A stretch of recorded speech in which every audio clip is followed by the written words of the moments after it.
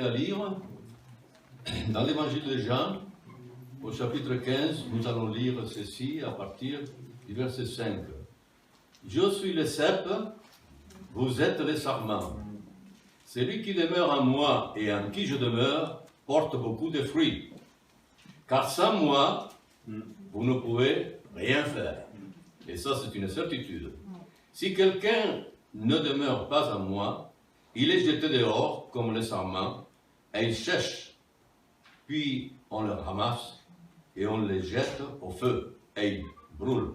Si vous demeurez en moi, et que mes paroles demeurent en vous, demandez ce que vous voudrez, et cela vous sera accordé. Si vous portez beaucoup de fruits, c'est ainsi que mon Père sera glorifié, et que vous serez mes disciples. Comme le Père m'a aimé, je vous ai aussi aimé. Demeurez dans mon amour. Si vous gardez mes commandements, vous demeurez dans mon amour. De même que je gardais les commandements de mon Père et que je demeure dans son amour. Je vous ai dit ces choses afin que ma joie soit en vous et que votre joie soit parfaite. C'est ici mon commandement. Aimez-vous les uns les autres comme je vous ai aimé. Il n'y a pas de plus grand amour, excusez-moi, que de donner sa vie pour ses amis. Vous êtes mes amis si vous faites ce que je vous commande. Amen. Béni soit le Seigneur. La volonté de Dieu, elle est pour nous bonne, elle est agréable, elle est parfaite.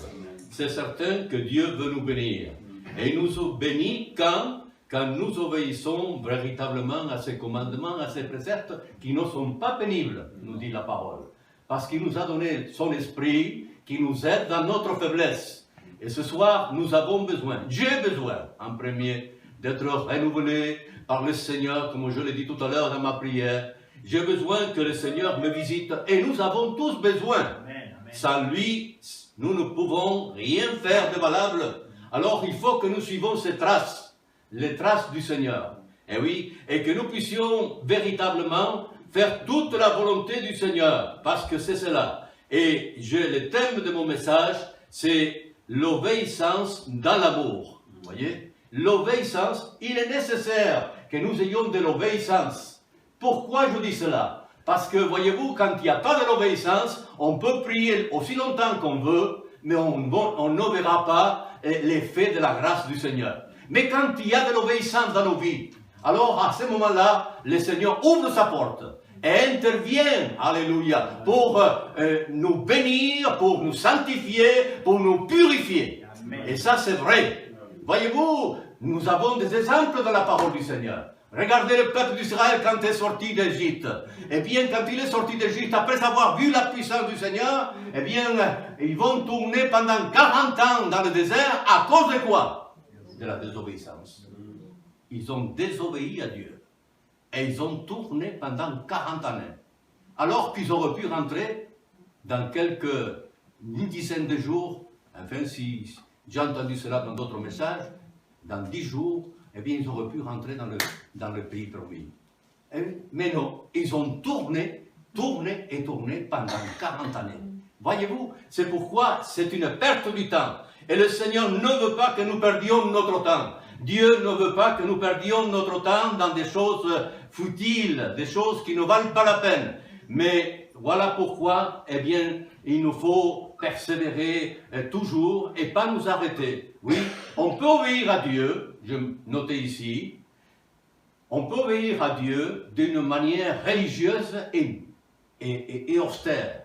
Et vous avez connu cela. Moi, j'ai connu cela dans le pays d'où je viens. Étant d'origine espagnole, j'étais dans un séminaire et j'ai vu ce qu'ils faisaient pour expier leur forfait. Il y avait des tables, ils faisaient toutes sortes de sacrifices, ils se faisaient même mal dans leur corps pour expier les péchés. Mais c'est vraiment terrible ça. C'est vraiment terrible. Alors que le Christ a payé sur la croix du Calvaire, eh bien, il est mort pour chacun d'entre nous. Eux, ils n'avaient pas encore compris, et pourtant, ils avaient fait des études, et ils étaient vraiment dans l'église catholique, bien sûr, mais ils n'avaient pas compris que ce n'était pas par leurs efforts qu'ils pouvaient être sauvés. Mais uniquement par le sacrifice de Christ. Et voyez-vous, ça c'est un tort. Et oui, c'est un tort. On peut obéir à Dieu d'une manière religieuse et austère. Et c'est le cas. Et je me suis rendu compte dans ce monastère, et parce que mon père voulait que je devienne curé. Et ma mère aussi, je m'étais cassé le bras, là j'avais un bras que, eh bien, ils ont cru que je ne pouvais pas travailler. Jamais plus travailler, alors que je fais plus de 40 ans de maçonnerie. Vous voyez? Alors donc Dieu est merveilleux. Eh oui, quand il nous rencontre, quand nous permettons qu'il fasse avec nous vraiment, eh bien, une chose si magnifique, la conversion, ça a changé ma vie. Et comme le frère le dit souvent pour lui, eh bien je peux le dire aussi, ça a changé ma vie. J'avais 17 ans à l'époque, 17 ans, c'est pas vieux. Eh bien ça a changé ma vie. Je puis travailler dans la maçonnerie en faisant des travaux très durs avec mon bras. Et mon père, ma mère, ils pensaient qu'il fallait que je devienne curé et que comme ça la vie serait plus tranquille. Eh oui, plus tranquille. Eh bien voyez-vous, les voies de Dieu sont impénétrables. Elles sont, des fois nous ne pouvons pas les comprendre. Dieu est grand, Dieu est puissant, alléluia, Dieu est puissant et il peut faire des choses extraordinaires que nous ne pensons même pas. Eh bien le Seigneur peut le faire parce qu'il est le Dieu Tout-Puissant. Qu'est-ce qu'il est écrit ici dans Matthieu chapitre 7? Nous allons le lire. Matthieu chapitre 7. Voilà ce qui est écrit ici dans le verset 46. Pourquoi m'appelez-vous Seigneur, Seigneur, et ne faites-vous pas ce que je dis? Je vous montrerai. Vous voyez, c'est clair. Hein? Là, il faut l'obéissance. Hein? C'est ce que je dis. Je vous montrerai à qui est semblable tout homme qui vient à moi. Entends mes paroles et les met en pratique. Il est semblable à un homme qui, bâtissant une maison, a creusé profondément et a posé les fondements sur les rocs. Une inondation, comme nous avons eu dernièrement, est venue et les torrents s'est jeté contre cette maison, sans pouvoir l'ébranler. Parce qu'elle était bien bâtie. Eh oui, elle était bien bâtie. Et je connais ça, hein. Ça je connais. J'en ai fait pas mal de maisons. Eh oui, je connais. Et quand c'est bien bâti, c'est du solide. Ce n'est pas même une inondation qui va faire couler cette maison parce qu'elle est construite sur qui? Sur le rocher. Et qu'elle tient bon. Et voyez-vous, je crois que quand nous faisons une expérience avec le Seigneur, qui va changer les cours de notre vie, que ça s'appelle la conversion, si nous persévérons, si nous nous tenons devant le Seigneur, eh bien nous allons pouvoir, même je dirais, arriver jusqu'à notre plus grande vieillesse, parce que le Seigneur va nous renouveler tous les jours. Et je suis sûr de cela, béni soit le Seigneur. Dieu peut nous renouveler même dans notre blanche vieillesse. Même si nous avons une canne et que nous marchons à petits pas, eh bien, croyez-moi, quand le Seigneur est avec nous, eh bien, il nous bénit et sa bénédiction, elle est grande dans notre égard. Parce que c'est les violents qui s'emparent du royaume de Dieu. Alléluia. Que Dieu nous donne d'être violents dans ces domaines-là. Les domaines de la foi, les domaines de la vie de Dieu que Dieu veut nous donner, afin que nous devenions le temple du Saint-Esprit. Parce que la Bible dit que chacun de nous, nous sommes le temple du Saint-Esprit. Et si nous ne sommes pas remplis du Saint-Esprit, ce n'est pas la faute de Dieu. C'est toujours notre faute.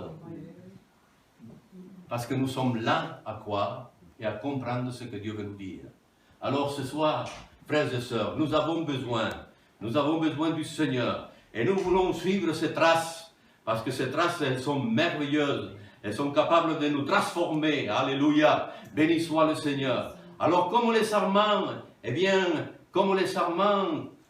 Bible nous dit, ne peut porter du fruit s'il ne demeure attaché au cep à Jésus.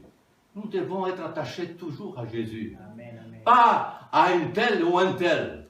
Même si c'est un grand serviteur, même s'il a compris beaucoup de choses, notre maître, chacun de nous, eh bien c'est Jésus. Jésus qui est mort sur la croix du Calvaire. C'est lui notre maître, c'est lui notre modèle. C'est à lui que nous devons regarder tous les jours. Et si nous faisons cela, eh bien le Seigneur nous communiquera de sa force. Alléluia. Une force extraordinaire qui rien ni personne ne pourra nous arrêter. Je l'aurais dit encore ce soir. Parce que c'est la vérité. Ah oui. Et nous voulons nous attacher au charmant. Lui, il est charmant. Nous sommes, eh bien, le fruit. Béni soit le Seigneur. Eh oui, nous sommes, il est le charmant, mais dans le charmant, il y a la grappe qui pousse.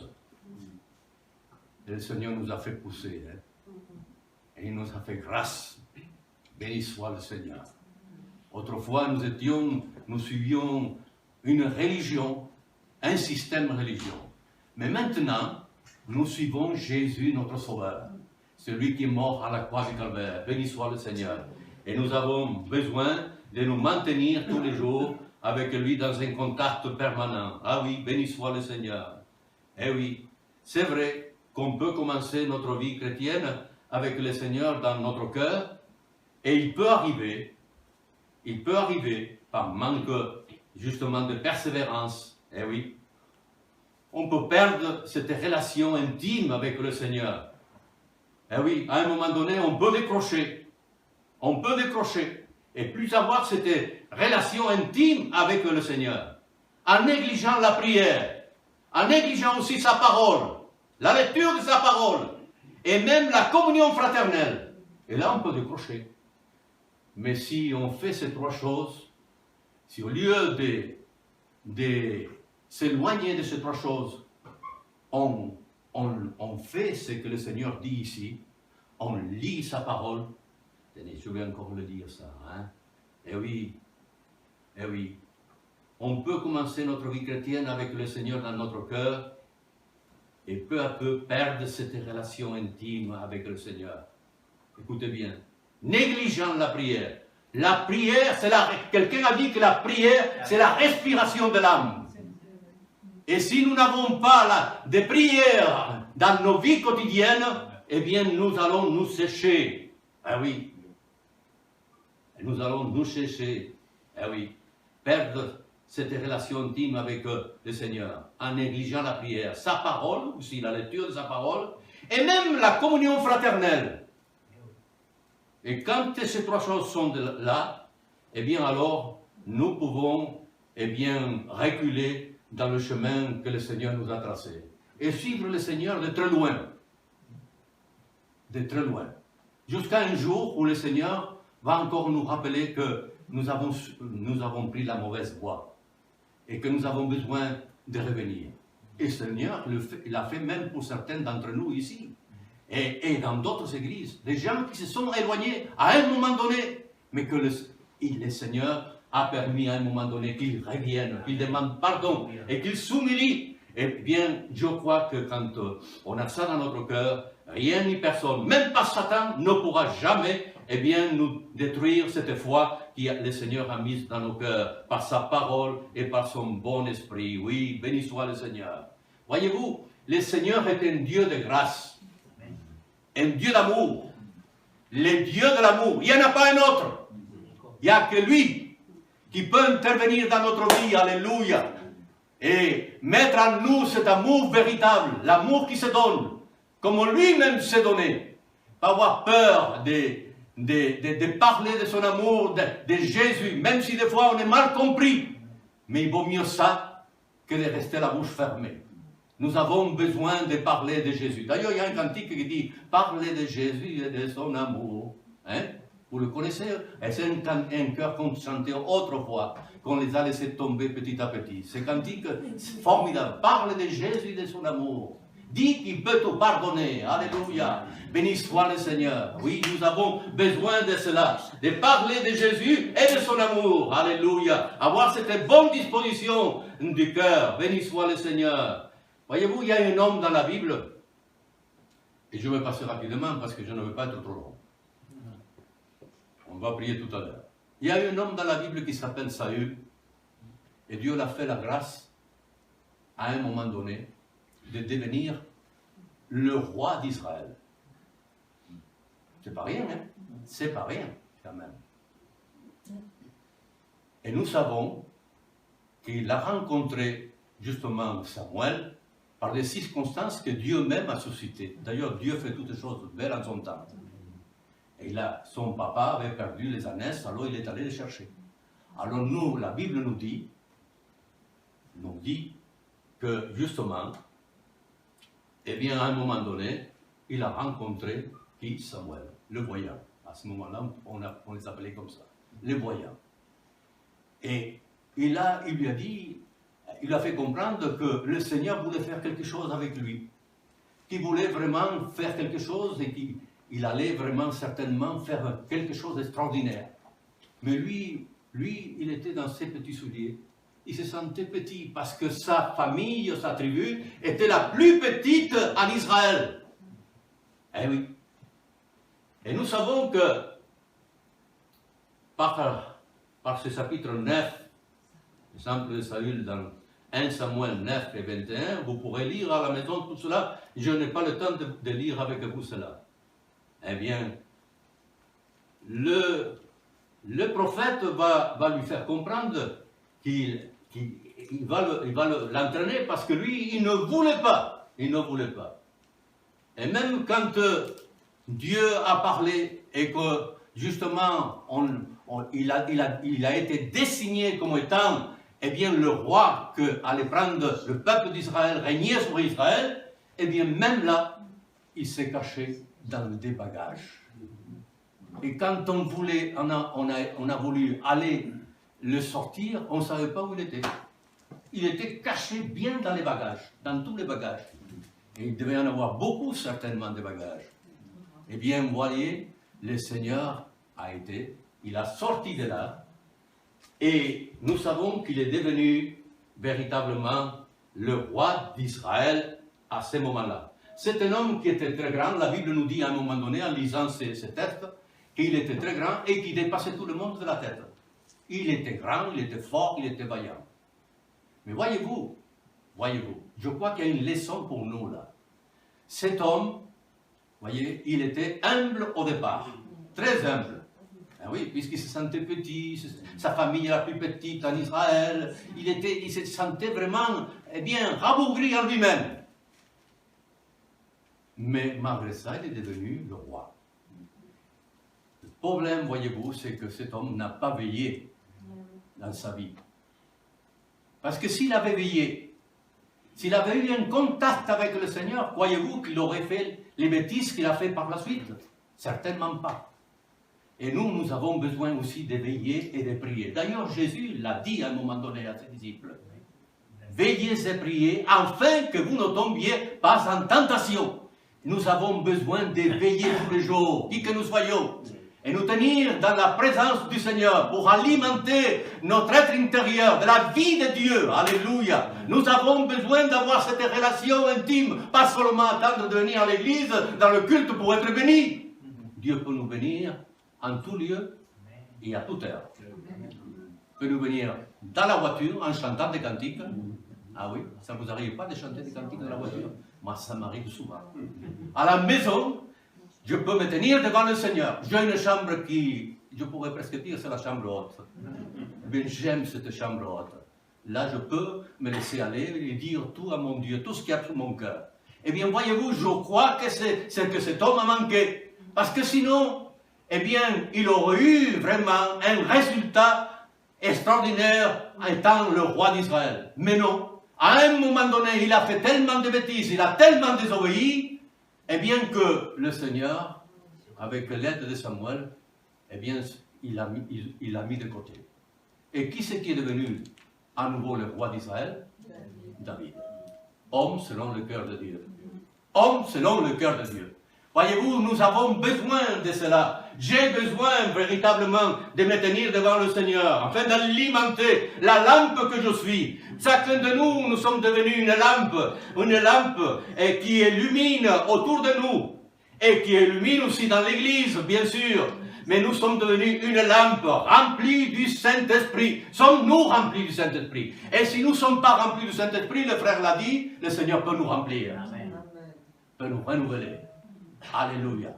Et quand il met le feu en nous, alors croyez-moi, alors la peur disparaît de nos vies et nous pouvons témoigner et nous n'avons pas peur d'aller vers les âmes et leur parler de Jésus, de son amour. Ah oui, béni soit le Seigneur. Nous avons besoin de ça, frères et sœurs. Je ne sais pas si vous aspirez à cela, mais moi j'aspire à une visitation du Saint-Esprit. J'aspire à une visitation du Saint-Esprit. Il y a quelqu'un qui pourra changer les cours des choses dans notre vie. Alléluia. Alors que nous sommes là à comprendre, là à saisir la vérité, là à nous mettre en route avec le Seigneur. Eh bien, le Seigneur, quand il nous visite, quand il nous remplit de sa vie, alors à ce moment-là, nous sommes capables, eh bien, de soulever des montagnes. Alléluia. Béni soit le Seigneur. Et c'est cela, il le faut. Ceux qui ont été baptisés du Saint-Esprit peuvent être renouvelés. Nous pouvons être aussi renouvelés par la vie de Dieu dans les dons spirituels. Et plus j'avance avec le Seigneur, je le dis, ces jours-ci, je disais, Seigneur,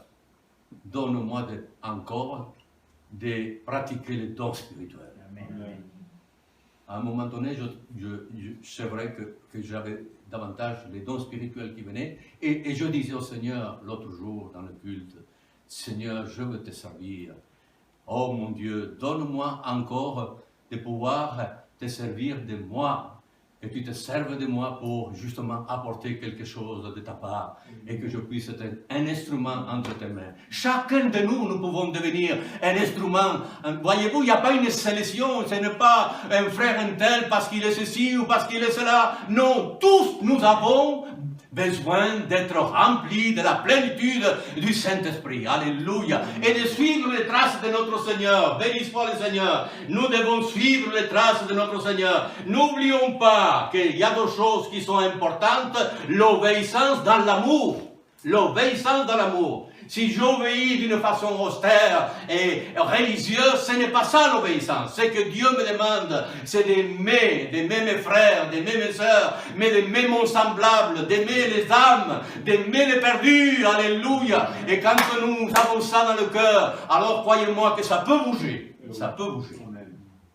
Ce n'est pas le serviteur qui va faire bouger les choses, mais c'est Dieu. Alléluia. Parce que c'est lui le maître. Et je me souviens de cela en Avignon. Quand Dieu a amené l'Église à s'humilier, à se repentir, et d'ailleurs le frère il était là,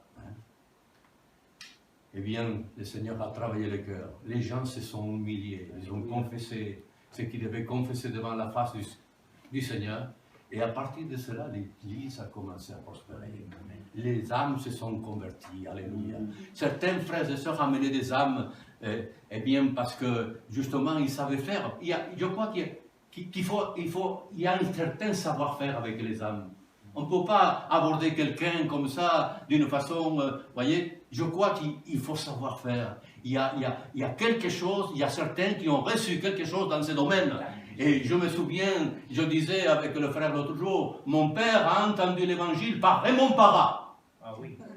Vous connaissez Raymond Parra, hein, frère? Vous connaissez Raymond Parra? Eh bien, il a entendu à travers lui. Et quand il est venu à la maison, je ne sais pas ce qu'il lui a dit, ce frère, mais certainement qu'il lui a dit que le Seigneur l'avait guéri et qu'il est tombé d'un 4e étage, parce que j'ai entendu son témoignage et que son pied était complètement presque coupé. Eh bien, quand il y a eu ça, il était vraiment pas tranquille du tout, il pensait qu'ils allaient même lui couper le pied. Et il a demandé à sa famille et à l'église, parce que dans la famille, il y avait des gens qui étaient convertis, il y avait des personnes qui étaient converties, et ils ont prié. Et il y a eu cette opération, alors que les docteurs disaient que ça allait être une opération difficile pour tout mettre en place, eh bien ça a réussi. Parce que notre Dieu, il est puissant. Amen. Et il est merveilleux. Voyez-vous, je crois à la puissance du Seigneur. Amen. Cet homme-là, c'est celui qui a rendu témoignage. Et il a persévéré. Parce qu'une chose, c'est de rendre témoignage, et autre chose, c'est de persévérer jusqu'à ce que les âmes, eh bien, puissent vraiment rentrer dans le bercail. Voyez-vous, nous sommes de brebis. Hein? Le Seigneur nous compare son peuple à des brebis. Mais les brebis, pour être en sécurité, il faut les rentrer dans l'enclos. Eh oui. Eh bien, il a persévéré, il est venu nous visiter, il est venu nous voir, il nous a parlé encore de Jésus, de son amour. Et vraiment, c'est lui qui nous a amenés à aller dans l'église. Un jour, mon père et ma mère, ils sont allés, Et après, quand ils sont venus, ils m'ont dit, tu ne voudrais pas venir avec nous? Ah bien, je veux voir parce qu'ils m'ont dit, il y a vraiment des choses formidables dans cette église. Alors je dis, s'il y a des choses formidables, je vais aller moi aussi. Je suis allé. Et quand j'ai vu vraiment, quand j'ai entendu la parole du Seigneur, le Seigneur a travaillé mon cœur. Après, je suis allé dans la réunion de jeunesse. J'avais 17 ans. J'étais jeune à l'époque. Je vieillis maintenant. Eh oui, c'est pas pareil. Eh bien, gloire au Seigneur. Le Seigneur fait des choses grandes et belles. Béni soit le Seigneur. Alors, il nous faut, eh bien, ici, mon commandement, les commandements du Seigneur, c'est ça. Aimez-vous les uns les autres. Quelle puissance extraordinaire. L'amour de Dieu dans notre cœur, voilà le potentiel de vie extraordinaire. Et je notais ici. Comme Jésus s'est donné pour nous, par amour, nous pouvons en retour nous donner tout entier. Corps, âme, esprit. En suivant ses traces, en regardant son parcours. Béni soit le Seigneur. Et je termine par un chapitre, Jean, chapitre 3, nous allons dire. Jean, chapitre 3. Pardon. Vous le notez si vous voulez. Jean, chapitre 3. Alors.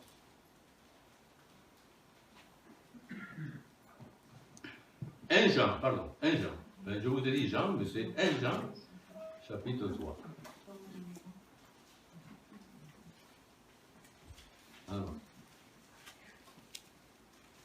1 Jean, chapitre 3.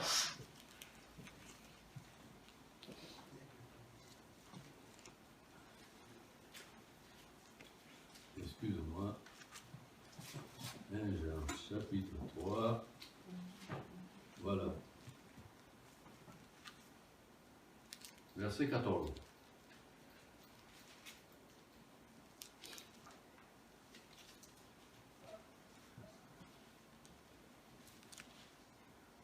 Nous savons que nous sommes passés de la mort à la vie parce que nous aimons les frères. Eh oui. Celui qui n'aime pas demeure dans la mort. Quiconque est son frère est un meurtrier, et vous savez qu'aucun meurtrier n'a la vie éternelle demeurant en lui. Eh oui. Voyez, nous avons besoin d'aimer les frères et les sœurs. L'amour de Dieu a été répandu dans nos cœurs afin que nous aimions nos frères et nos sœurs. Et qu'il n'y ait rien qui empêche la bénédiction du Seigneur dans nos vies. Rien, absolument rien. Et le Seigneur nous le dit dans sa parole. Et le verset 23, il est dit aussi dans Jean 3, 14, et le verset 23, il est dit ceci, et c'est ici mon commandement, que nous croyons au nom de son Fils Jésus-Christ, et que nous aimons nous aimons les uns et les autres, selon les commandements qu'il nous a donnés. Celui qui garde ces commandements demeure en Dieu et Dieu en lui. Et nous connaissons qu'il demeure en nous par l'Esprit qu'il nous a donné. Voyez, nous avons besoin de la puissance du Saint-Esprit pour qu'il y ait un véritable amour ardent dans nos cœurs. Et pour cela, il faut alimenter ce feu à l'intérieur de nous-mêmes. Nous avons besoin du Seigneur pour que véritablement il nous donne la victoire en toutes choses. Et dans le chapitre 4, toujours de 1 Jean 4, et le verset 7, il est écrit ceci, « Bien-aimés, aimons-nous les uns les autres, car l'amour est de Dieu, et quiconque aime est né de Dieu, et connaît Dieu. Celui qui n'aime pas n'a pas connu Dieu, car Dieu est amour. » C'est la base du Seigneur. C'est par amour. Dieu a tellement aimé le monde qu'il a donné son Fils unique, afin que quiconque croit ne périsse point, mais qu'il ait la vie éternelle. Alléluia. Il nous a aimés et il a quitté son ciel de gloire, la présence du Père, eh bien pour descendre et mourir à notre place, ça c'est quelque chose qui me dépasse. Il avait tout, le Seigneur, et pourtant il a quitté tout, la richesse et la gloire, pour venir nous sauver. C'est ça l'amour de Dieu. Béni soit le Seigneur. Alors, frères et sœurs, ressemblons à notre Seigneur. Permettons au Saint-Esprit d'agir dans notre vie, et il le fera. J'aurai encore d'autres références, mais je termine là, parce que sinon nous n'allons pas prier. Hein? Je vais continuer. Alors, le Seigneur est le Tout-Puissant, et il veut nous bénir. Alléluia. Que Dieu vous bénisse, frères et sœurs, et que nous puissions nous aimer véritablement les uns les autres. Qu'il y ait une véritable communion fraternelle. Et béni soit le Seigneur. Quand il y a ça, c'est formidable. Béni soit le Seigneur. Alléluia. Merci pour la parole, Seigneur. Alléluia. Alléluia. Voilà, on va prier dans ce sens, hein, parce que